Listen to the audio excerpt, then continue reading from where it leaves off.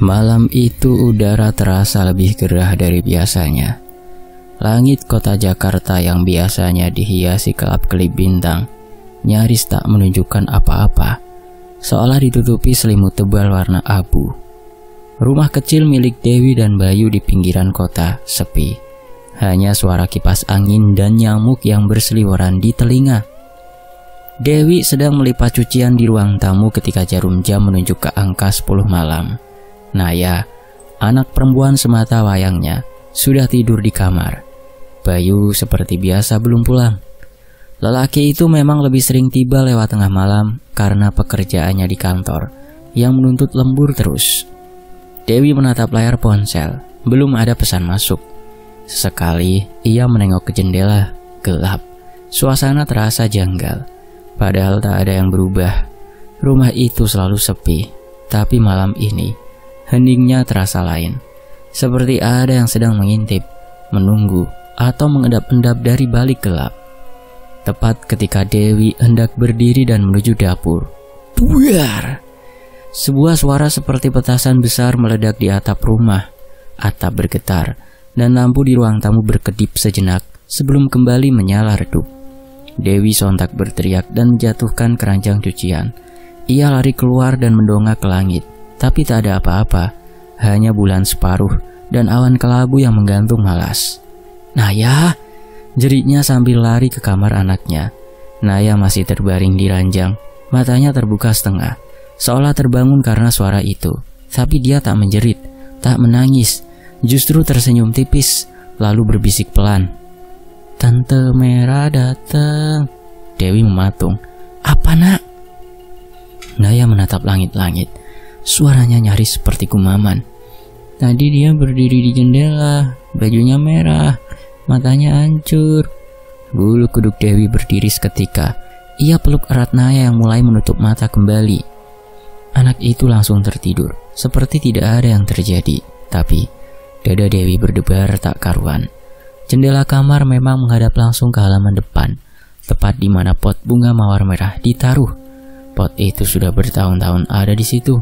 Mawarnya tak pernah benar-benar mekar, hanya bertahan layu dengan warna merah gelap yang aneh. Setengah jam kemudian, Bayu pulang. Dewi langsung menyambut dengan wajah tegang. "Mas, tadi ada suara ledakan di atap, keras banget. Kayak ada yang ngebanting sesuatu." Bayu menguap sambil mengganti sandalnya. "Paling genteng jatuh, Wi. Namanya juga rumah udah tua." "Enggak kayak genteng, Mas, bunyinya. Ini tuh kayak ledakan, kayak petasan dilempar ke atap." Terus Naya bilang dia lihat. "Wi, aku lagi capek banget. Besok aja ya bahasnya." Bayu menyela sambil jalan ke dapur, ambil air minum. Dewi hanya diam. Ia tahu, percuma melanjutkan. Bayu memang selalu begitu. Baginya semua hal gaib hanya sugesti, pikiran kosong. Dan Dewi pun akhirnya memilih diam, menyimpan ketakutannya sendiri. Malam itu, setelah memastikan Naya tidur pulas dan semua pintu terkunci, Dewi berbaring di tempat tidur. Bayu langsung tertidur begitu kepalanya menyentuh bantal. Tapi Dewi tidak bisa tidur. Ada rasa tak nyaman di dalam rumah. Udara dalam kamar seperti lebih pengap dari biasanya. Bau tak sedap tiba-tiba tercium, bau amis, seperti darah basi. Ia bangkit dan memeriksa kamar mandi, dapur, bahkan kolong ranjang. Semuanya bersih. Tapi bau itu tetap ada, melekat di udara seperti kabut tipis yang tak bisa diusir. Dia kembali ke kamar dan berusaha tidur. Tapi ketika matanya hampir terpejam, ia mendengar sesuatu dari arah jendela. Seperti bunyi kuku panjang yang menggores kaca. Dewi menahan nafas. Tangannya menggenggam erat ujung selimut. Ia menoleh perlahan ke arah jendela. Tapi tak ada apa-apa, hanya tirai yang bergoyang pelan. Tengah malam, suara itu menghilang, dan Dewi akhirnya tertidur dalam keadaan gelisah. Keesokan paginya, sinar matahari masuk lewat celah tirai. Dewi bangun lebih dulu. Ketika membuka jendela kamar, ia melihat pot mawar di halaman depan. Ada yang aneh. Tanah di dalam pot terlihat seperti habis digali. Mawarnya makin layu, bahkan batangnya nyaris patah, dan Di ujung bibir pot, ada jejak lumpur kecil seperti bekas jari tangan anak-anak. Dewi mengernyit. Apa Naya main-main kemarin sore ya? Tapi kenapa malam-malam bisa kayak gitu? Di meja makan, Naya sudah duduk sambil menggambar di bukunya. Gambar itu membuat Dewi membeku. Seorang perempuan berjubah merah berdiri di bawah jendela. Matanya besar dan kosong. Mulutnya robek sampai pipi. Rambutnya panjang menutupi separuh wajah. Di sampingnya ada gambar Naya yang sedang duduk di ranjang dan tersenyum. Naya, ini gambar apa? Naya hanya menjawab singkat. Tante yang semalam datang lagi mah. Dia bilang mau nemenin aku main. Dewi menelan ludah.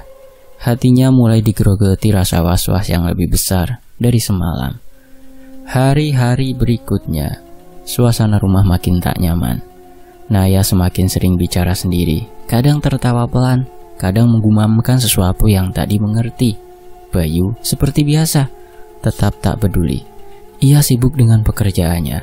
Bahkan ketika Dewi cerita soal Naya yang mulai menggambar sosok perempuan merah hampir setiap hari, Bayu cuma bilang, mungkin dia kesepian.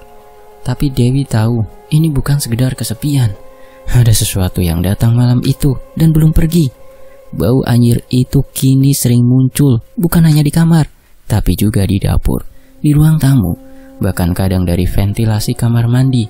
Dan yang lebih mengganggu, setiap kali bau itu muncul, Dewi merasa seperti diawasi. Puncaknya terjadi di malam keempat. Dewi baru saja menidurkan Naya ketika ia mendengar suara ketukan pelan di jendela ruang tamu. Ia menoleh. Tak ada siapa-siapa. Tapi saat ia mendekat dan membuka tirai sedikit, ia melihat sekilas. Bayangan merah bergerak cepat, menjauh, menghilang di balik pagar depan. Tak sempat berteriak. Dewi hanya bisa terduduk. Kakinya lemas. Mulutnya terbuka tapi tak ada suara keluar. Matanya nanar, menatap jendela. Dan dari luar, dari halaman depan, tercium lagi bau anyir itu. Kali ini lebih tajam, lebih menyengat, seperti darah segar yang mengering di luka terbuka. Dewi tak bisa tidur malam itu.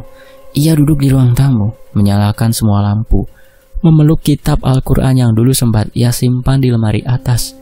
Ia membaca pelan-pelan, walau bibirnya gemetar dan pikirannya kacau. Jam 2 dini hari, Bayu terbangun dan memanggil dari kamar. Dewi, kamu ngapain sih? Lampu dinyalain semua. Dewi hanya menjawab pelan. Dia datang lagi, Mas. Bayu mendengus, lalu kembali masuk ke kamar. Dewi tetap duduk di sana, matanya tak lepas dari jendela. Ia yakin sesuatu sedang mengintai dari balik gelap, menunggu saat yang tepat untuk masuk. Dan saat itu ia sadar, rumah ini sudah tidak sama lagi. Sejak malam ledakan itu, hari-hari di rumah Dewi terasa seperti berjalan dalam lorong panjang yang dipenuhi kabut. Setiap langkah yang ia ambil di dalam rumah seperti disambut bisikan yang tak terdengar, tapi bisa dirasa. Semacam energi tak kasat mata, namun jelas menggantung di udara seperti kabut berbau anyir. Pagi itu Dewi duduk di ruang tamu sambil mengupas apel untuk Naya. Namun baru beberapa kali mengayunkan pisau, ia tiba-tiba berhenti. Hidungnya menangkap sesuatu. Aroma itu lagi, amis, seperti darah yang sudah mengering dan membusuk selama berhari-hari. Bau itu pelan-pelan memenuhi ruang tamu, menusuk ke dalam hidung dan menciptakan sensasi mual di lambung. Padahal ia baru saja mengepel lantai kemarin dan menyemprot pengharum dengan merek mahal. Bau itu bukan dari kebersihan rumah, itu datang dari sesuatu yang lain. Dewi berdiri, berjalan pelan ke arah dapur. Semakin ia mendekat, semakin tajam bau itu. Ia buka tempat sampah, bersih. Ia buka kulkas, tak ada makanan basi. Ia periksa kamar mandi, semuanya normal. Tapi bau itu tetap di situ, seperti menempel di dinding-dinding. Bahkan ketika ia masuk ke kamar, bau itu terasa lebih pekat, lebih hidup, seolah ada luka yang belum kering, menganga entah dari mana. Pot merah di depan rumah pun tak luput dari perubahan. Setiap pagi Dewi menyiramnya dengan telaten, tapi bunga itu seperti menyerap air tanpa rasa syukur. Daun-daunnya menghitam, kelopaknya keriput. Ada satu kelopak yang berubah warna, dari merah menjadi kehitaman, seperti gosong terbakar dari dalam. Dewi sempat memegang tanah dalam pot itu. Kering, padahal baru disiram. Anehnya tanah terasa hangat, hampir seperti tubuh manusia. Ia mengusap telapak tangannya di celemek. Dadanya mulai dipenuhi pertanyaan-pertanyaan yang tak mampu ia jawab. Di dalam rumah, Naya makin sering duduk mematung di sudut ruang tamu. Matanya kosong. Tangan kecilnya sibuk mencoret-coret buku gambar. Gambar-gambar yang makin mengganggu. Kepala tanpa wajah, tangan-tangan menggenggam rambut. Sosok perempuan yang berdiri membelakangi, dikelilingi kabut hitam. "Sayang, kamu gambar siapa sih?" tanya Dewi pelan, sambil duduk di sampingnya. Naya tidak langsung menjawab. Ia hanya tersenyum pelan. Matanya tidak menatap ibunya. "Tante Merah bilang aku harus latihan gambar dia dulu biar bisa cepet inget mukanya." "Hah? Inget mukanya? Maksudnya?" Naya memutar kepalanya ke arah ibunya. Suaranya berubah lebih dalam dan berat. Tak seperti suara anak kecil. "Dia mau aku inget, Mah, karena nanti aku ikut dia." Dewi terdiam. Jantungnya berdebar sangat cepat, seperti mau pecah.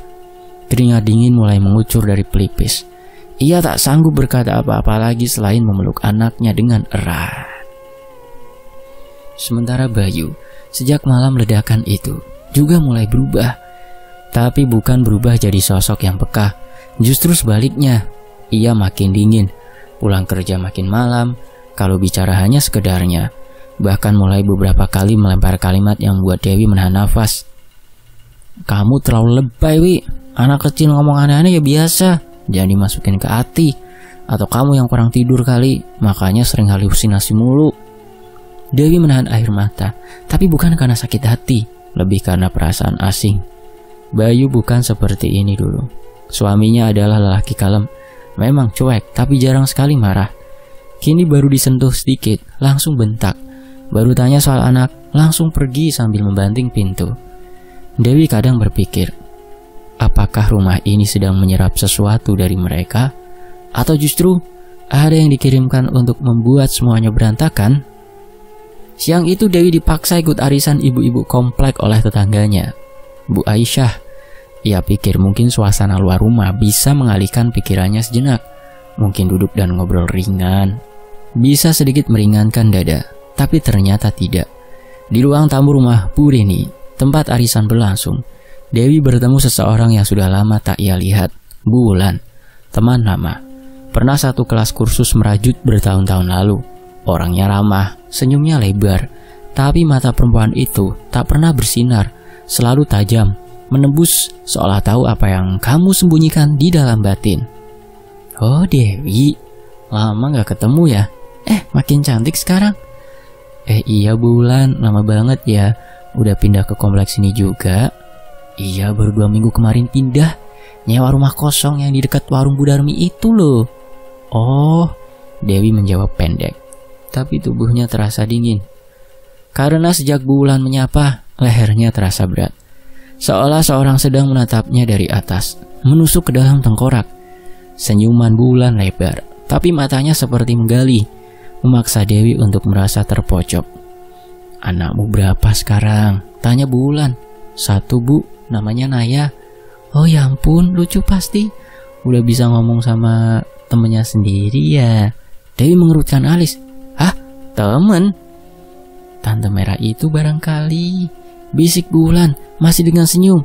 Dewi membeku, ingin berdiri, tapi tubuhnya lemas. Ada hawa aneh yang keluar dari tubuh Bu Wulan. Wangi kemenyan halus yang terselip di balik parfum mahalnya.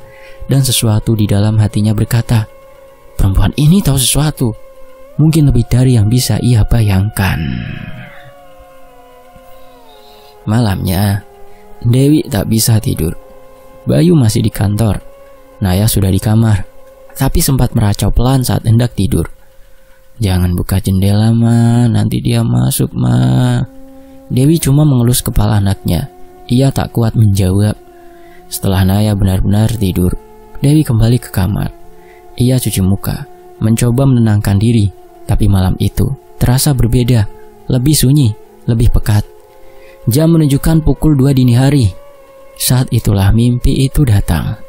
Dalam mimpi, Dewi berada di dalam kamarnya sendiri. Tapi semua warna hilang. Dunia seperti kabur. berwarna abu-abu. Ia berdiri di depan cermin, wajahnya sendiri menatap balik. Tapi kemudian satu persatu giginya mulai copot. Bukan karena ditarik, tapi rontok. Jatuh sendiri dari gusi, berdarah, berlumuran lendir merah hitam. Ia berteriak, tapi suaranya hilang. Dari bawah tempat tidur muncul sesuatu. Tangan, warna kulitnya kelabu, jari-jari panjang dengan kuku tajam.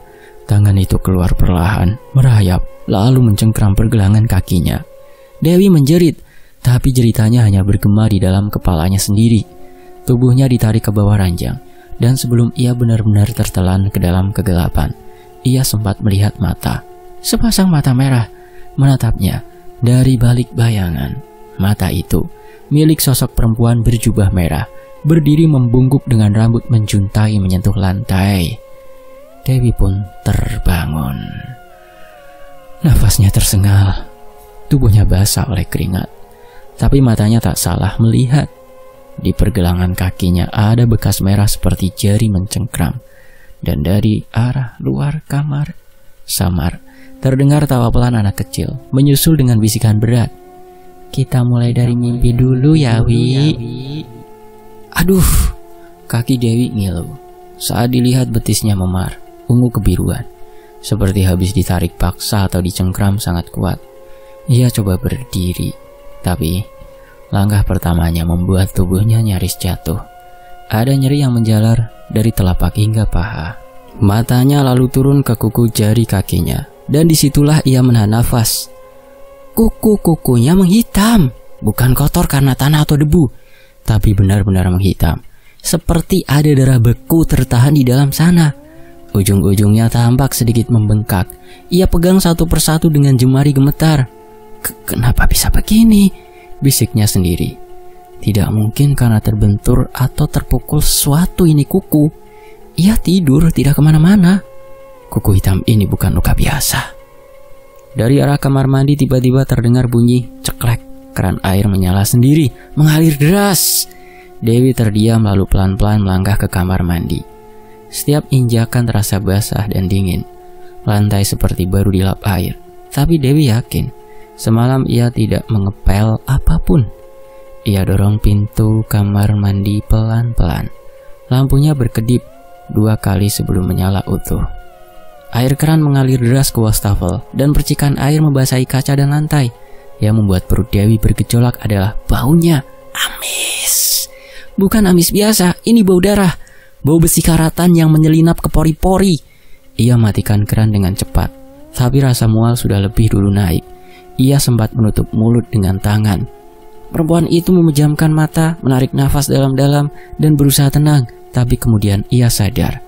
Ada jejak kaki di lantai, basah, kecil, seperti telapak anak kecil yang baru keluar dari kamar mandi. Tapi yang aneh, jejak itu berjalan ke arah dalam, bukan keluar. Seolah seseorang masuk ke kamar mandi, bukan keluar dari sana. Dewi merinding. Ia cepat-cepat keluar dari kamar mandi, mengunci pintu, dan bersandar ke tembok. Pikirannya berkecamuk. Apakah ia benar-benar sedang mengalami ini? Atau hanya sedang sangat lelah dan pikirannya bermain-main? Malamnya, Naya terbangun dari tidur dengan teriakan. Dewi yang sedang mengganti spray di kamar sebelah langsung lari. Naya, kenapa sayang? Naya duduk sambil memeluk lututnya. Tubuhnya menggigil, air matanya membasahi pipinya. Ibu, dia di pojokan tadi ngeliatin Naya terus. Siapa sayang? Perempuan bajunya merah, rambutnya panjang, mukanya ketutupan semua. Dewi menoleh ke pojok kamar. Hanya ada rak buku kecil dan boneka-boneka mainan. Tapi hawa di dalam kamar memang aneh. Lebih lembab dan dingin dari biasanya.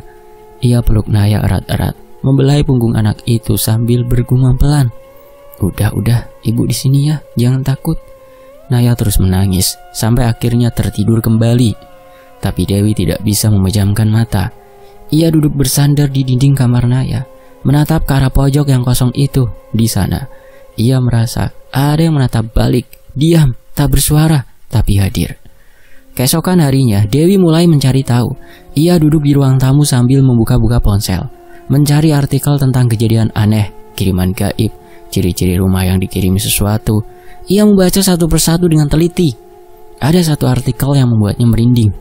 Tanda-tanda rumah yang dikirimi keran menyala sendiri, bau amis, mimpi buruk, kuku menghitam, anak kecil melihat sosok tak terlihat, lantai sering basah padahal tidak disiram. Hah, semua tanda itu terjadi di rumah ini, padanya, dan pada Naya. Dewi terdiam, lalu berdiri pelan, mengambil air wudhu, meski tangannya gemetar. Setelahnya ia ambil air minum dari dispenser, menatap keluar jendela. Tetangga-tetangga masih sibuk dengan aktivitasnya. Bu Santi menyapu halaman, suara motor lewat. Tapi di rumahnya, hawa lain yang menguasai, seperti ada tirai tak kasat mata yang memisahkan dunia luar dan dalam. Rumah ini sudah bukan tempat yang sama seperti dulu. Malamnya, Dewi menceritakan semuanya ke Bayu. Dengan nada pelan tapi jelas, ia ceritakan soal kuku hitam, lantai basah, keran nyala sendiri, dan Naya yang mengaku melihat perempuan berbaju merah. Tapi reaksi Bayu justru membuat hatinya makin hancur. Dewi, serius deh, kamu capek kali. Udah semingguan ini kamu kayak orang linglung. Istirahat yang bener sih, makan yang cukup, jangan mikir aneh-aneh. Kan aku yang kerja. Mas, ini bukan soal capek. Ini beneran terjadi, Mas. Kamu pikir aku ngarang? Aku nunjukin luka ini juga kamu bilang lebay. Bayu berdiri dari sofa, wajahnya datar. Wi, kamu butuh tidur. Udah gitu aja. Jangan ngajak Naya mikir hal-hal horor gitu. Dia masih anak kecil.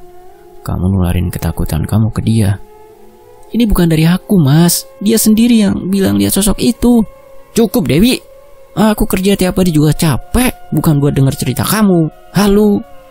Dewi menatap suaminya lama. Ada rasa kedir di dada yang tak bisa ia bendung. Bayu tak percaya, bahkan terkesan menolak. Seolah semua ini cuma delusi perempuan yang kurang tidur. Dini hari itu, sekitar pukul 2, Dewi terbangun karena suara seperti benda dicelupkan ke air. Bup, bup, bup. Pelan dan berulang. Ia pikir suara itu dari luar rumah, tapi ketika didengar lebih seksama, suaranya dari dapur. Dengan langkah pelan, ia berjalan menuju sumber suara. Lampu dapur sengaja dibiarkan menyala sejak kejadian aneh semakin sering terjadi. Sampai di sana, ia melihat baskom cucian yang terisi air sabun. Ia baru selesai mencuci baju sore tadi, dan memang belum membuang airnya. Suara blub blub blub itu berasal dari sana, seolah ada yang baru saja memasukkan tangan ke dalam air. Dewi menatap air cucian itu, tenang, tidak bergelombang. Tapi ada sesuatu di permukaannya, gumpalan, seperti rambut. Ia ambil tongkat kayu pel kering dan coba aduk airnya pelan-pelan. Saat gumpalan itu bergerak, Dewi mundur satu langkah. Karena gumpalan rambut itu tersangkut sesuatu. Jarum jahit besar tajam berkarat, terselip di dalam gumpalan rambut hitam panjang. Air di baskom itu mendadak berwarna keabuan, seperti dilumuri debu halus yang mengambang. Dan bau amis itu datang lagi, menyeruak, memenuhi seluruh dapur. Dewi mematung, nafasnya sesak, jantungnya berdetak sangat cepat. Ia tahu, ini bukan hal biasa. Rambut, jarum, air sabun, semuanya bukan kebetulan. Ada yang dikirimkan ke rumah ini. Ada yang ingin mereka hancur. Dewi gemetar, tapi untuk pertama kalinya, di tengah rasa takut itu, tumbuh satu hal lain dalam dirinya, tekad. Ia tidak bisa diam. Tidak bisa lagi hanya menunggu semua ini lenyap sendiri. Ia harus cari tahu siapa yang mengirim dan apa maunya. Kalau tidak, yang dikorbankan bisa saja anaknya. Sore itu langit mendung. Awan menggantung seperti beban yang belum sempat diturunkan dari langit. Angin menggesek dedaunan dengan suara lirih, seolah membawa bisikan. Dewi berdiri di teras rumahnya, memeluk tubuh sendiri. Sejak semalam, hawa di dalam rumah semakin berat. Naya mulai demam, dan Bayu, entah kenapa, memilih menginap di rumah ibunya tanpa banyak penjelasan. Dewi mengeluarkan ponsel, menggulir daftar kontak, lalu berhenti di satu nama, Raras. Mereka sudah lama gak ngobrol intens, terakhir ketemu pas reuni kecil-kecilan SMA 2 tahun lalu. Tapi Dewi masih ingat jelas siapa Raras. Dia adalah satu-satunya teman yang dari dulu selalu punya rasa, dalam tanda kutip, rasa peka. Kadang bisa tahu sesuatu yang belum terjadi, kadang juga bisa ngerasain hal-hal yang gak semua orang bisa lihat. Tanpa ragu, Dewi menekan tombol panggil. "Raras, bisa ke rumahku sekarang? Tolong, aku butuh bantuanmu." Dan hanya dalam 2 jam, Raras datang. Perempuan berambut sebau itu turun dari motornya sambil membawa tas lempang kecil. Wajahnya bersih, polos, tanpa make up tebal. Tapi matanya tajam, menelusuri tiap detail rumah sejak pertama kali menginjakan kaki di halaman. Begitu melangkah ke dalam, Raras langsung menarik nafas dalam. "Rumahmu penuh hawa gelap, Dew. Ini bukan cuma energi sisa, ini aktif dan bergerak." Dewi menatapnya dengan mata berkaca-kaca. "Aku ngerasa makin lama makin sesak, Ras. Malam-malam kayak ada yang duduk di ujung kasur atau jalan di lorong. Dan bau itu, semuanya yang aku udah ceritain di telepon itu masih sering terjadi, Ras." Raras mengangguk pelan. Ia buka tas kecilnya, mengeluarkan botol kecil berisi air putih, beberapa potong garam kasar dalam kain hitam, dan sebatang dupa putih. Dengan gerakan pelan tapi pasti ia mulai mengelilingi rumah, menyalakan dupa sambil bergumam pelan dalam bahasa Jawa halus yang nyaris tak terdengar. Raras berhenti di ruang tengah. Ia mengangguk, lalu bergerak ke dapur. Setelah itu ke kamar mandi, lalu ke kamar Naya. Di sana ia tampak lebih lama berdiri, tangannya menyentuh dinding dekat rak mainan. Tiba-tiba ia menoleh tajam. "Ada titik berat di sini, Ras, tapi bukan pusatnya." Dewi hanya bisa mengangguk, deg-degan. Nafasnya tidak teratur. Raras melangkah keluar ke halaman belakang. Pandangannya langsung tertumbuk ke satu tempat. Pot bunga mawar merah yang terletak di pojokan, dekat tembok pagar. "Kamu sering nyiramin ini, Dew?"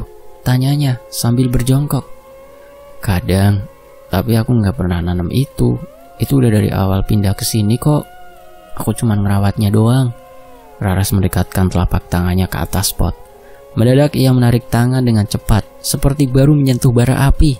Wah, panas, ini parah banget. Energinya kayak ditanam dan diberi makan terus. Ini bukan cuma tanaman biasa, Ras, ini media. "Hah, media?" tanya Dewi. "Media tanam buat kiriman. Biasanya ditanam benda, kadang rambut, kadang paku, kadang sisa-sisa tubuh. Dan ini ada hawa darah, Dew. Kuat banget." Wajah Dewi mendadak pucat. Ia terhuyung, lalu duduk di tangga teras. "Aku takut, Ras. Aku benar-benar takut." Baru saja Raras hendak menjawab, terdengar suara dari dalam rumah. Tangisan Naya. Tapi tangisannya aneh, berat, tertahan, seperti suara orang dewasa yang keluar dari tubuh anak kecil. Mereka berdua sontak berlari masuk. Di kamar Naya, pemandangan yang mereka lihat membuat darah Dewi seperti berhenti mengalir. Naya duduk di lantai, dikelilingi boneka-bonekanya, tapi tubuhnya kaku, matanya melotot, dan dari mulut kecil itu keluar suara yang bukan suara Naya. "Dia sudah jadi milikku." "Naya, sayang."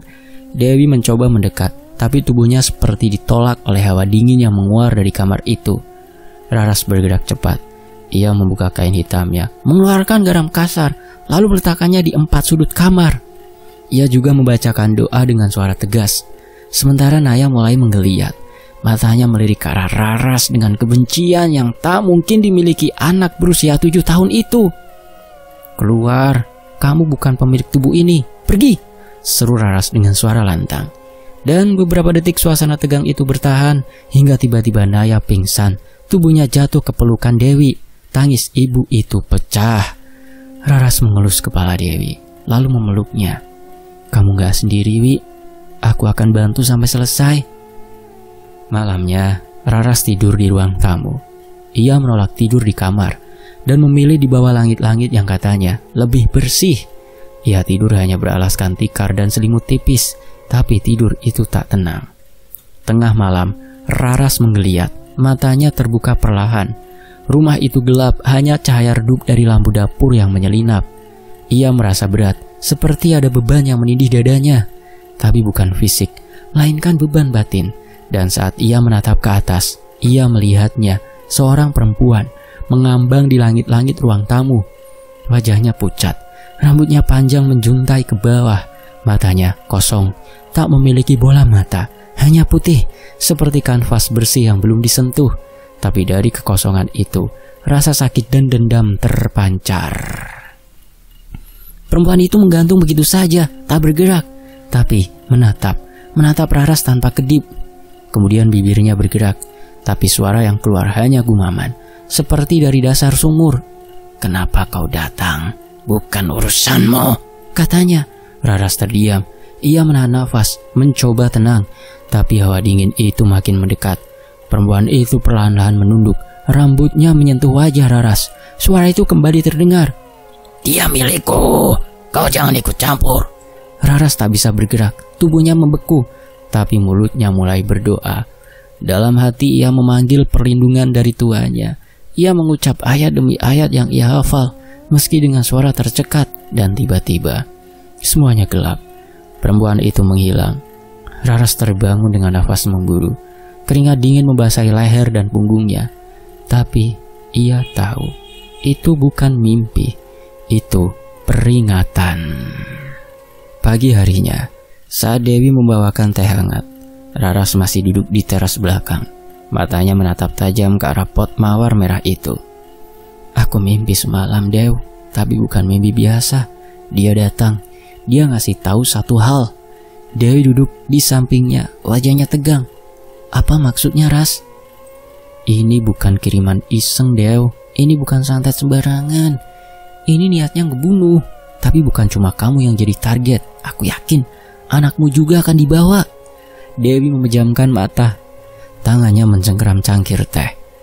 "Kamu ingat siapa yang pernah punya masalah serius sama kamu atau Bayu? Atau ada yang pernah kamu tolak atau kamu kecewain dulu dan mereka dendamnya besar?" Dewi mencoba mengingat. Wajah-wajah masa lalu melintas dalam bayangannya, tapi semuanya terasa kabur. Raras menyentuh baunya. "Aku akan bantu, tapi kamu juga harus siap, Dew, karena ini bakal panjang, dan yang ngirim ini ngerti banget cara mainnya." Dewi mengangguk pelan. Dalam hatinya mulai muncul satu nama yang sempat ia terlupakan. Tapi itu urusan besok. Malam nanti mereka akan mulai ritual pembersihan pertama, dan pot mawar itu akan jadi titik awalnya. Pagi itu langit mendung lagi. Awan seolah tak mau pergi sejak Raras datang ke rumah itu. Aroma tanah basah tercium samar, bercampur dengan hawa dingin yang menggigit kulit. Raras duduk bersila di teras belakang, tepat di depan pot mawar merah yang sejak kemarin jadi pusat perhatiannya. Di pangkuannya ada mangkuk tanah liat berisi air bunga 7 rupa. Di sampingnya segumpal kapas basah, cermin kecil dan dupa yang belum dinyalakan. Dewi berdiri tak jauh darinya, menatap pot bunga itu dengan campur aduk perasaan. Naya masih tidur di dalam, habis demam semalaman. Sedangkan Bayu baru pulang subuh tadi, datang dengan wajah lusuh, mata merah, dan leher yang tampak bekas garukan. Dia bilang mimpi buruk, tapi bukan mimpi biasa. "Aku mimpi perempuan baju merah, rambutnya panjang banget, mukanya rusak, berdiri di ujung ranjang. Terus aku mimisan pas bangun." Begitu kata Bayu saat pertama kali keluar ke halaman belakang dan melihat Raras duduk di situ. Dan sekarang mereka bertiga berdiri memutari pot yang sudah ditarik ke tengah halaman.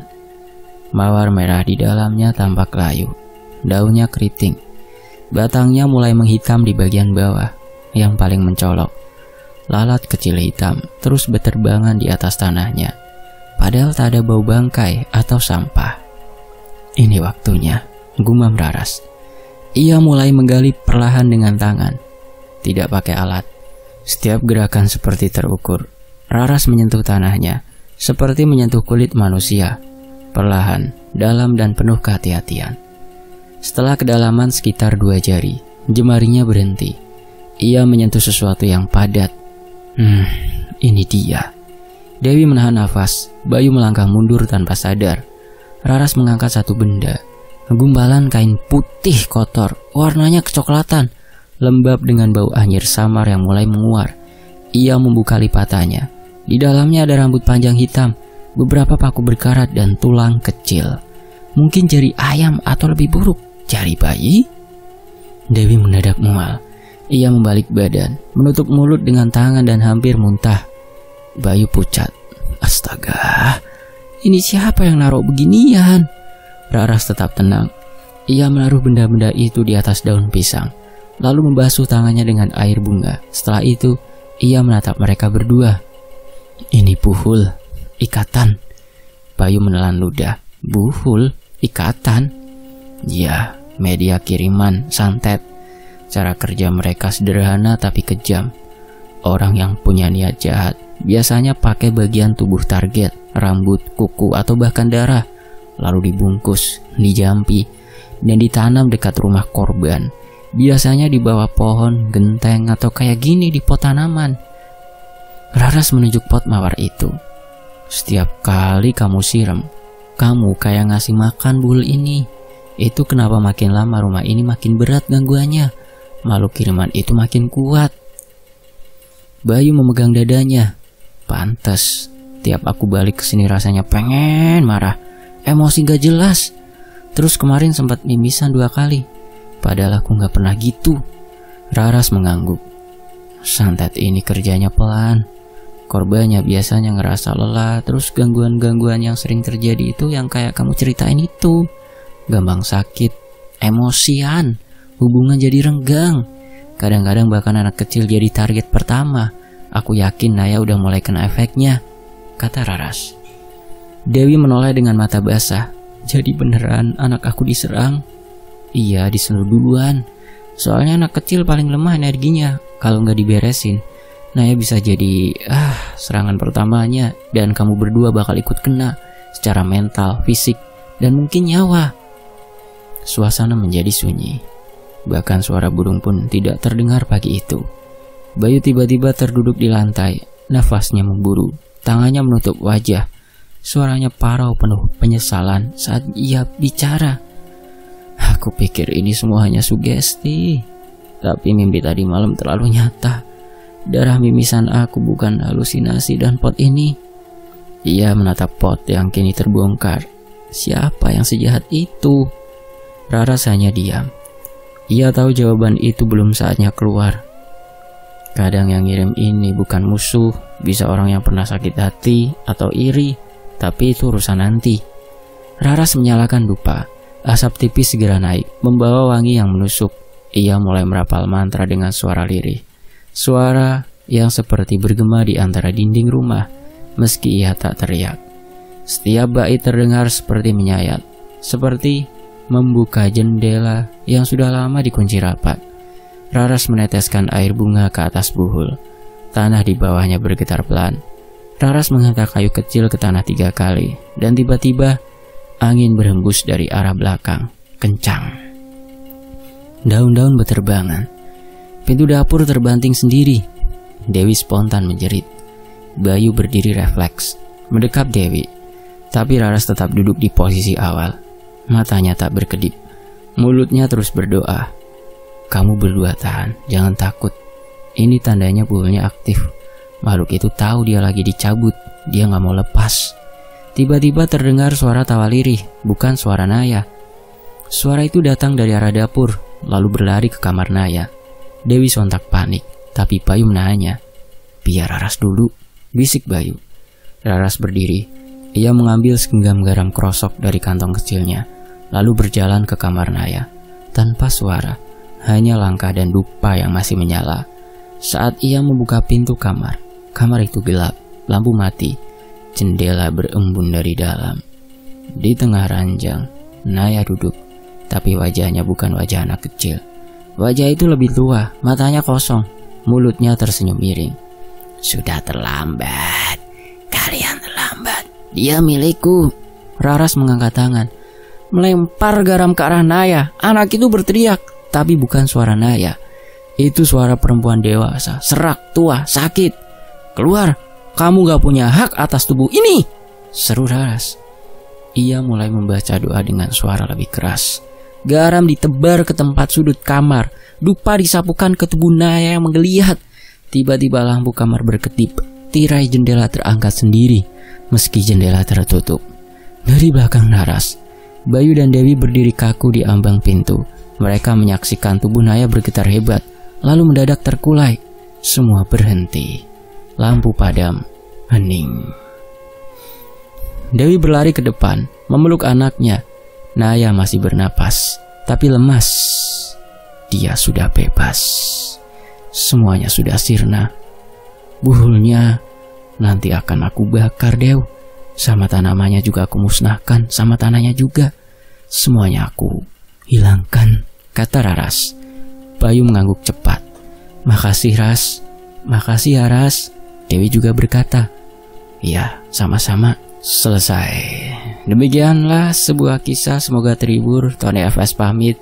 Wassalamualaikum. Jangan lewatkan kisah berikutnya ya, tetap di Tony FS. Terima kasih semuanya. Wassalamualaikum.